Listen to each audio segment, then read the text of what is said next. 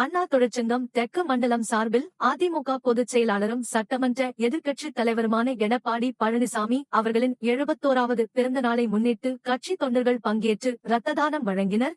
சென்னை மாவட்டம் சோழிங்கநல்லூர் அடுத்த காரப்பாக்கம் கங்கை அம்மன் கோயில் வளாகத்தில் மாநகர போக்குவரத்து கழக அண்ணா தொழிற்சங்கம் தெற்கு மண்டல செயலாளர் எஸ். ரவிச்சந்திரன் தலைமையில் மண்டல தலைவர் ராமதாஸ், மண்டல பொருளாளர் நாராயணசாமி ஆகியோர் முன்னிலை வகித்தனர்.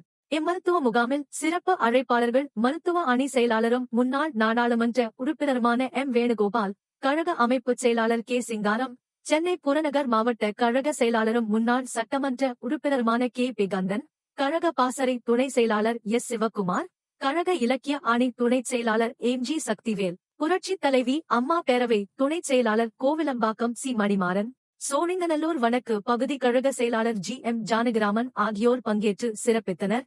இந்நிகழ்ச்சியில் மத்திய சங்க நிர்வாகிகள், கிளை சங்க நிர்வாகிகள், தொழிலாளர்கள் மற்றும் பொதுமக்கள் கலந்து கொண்டனர்.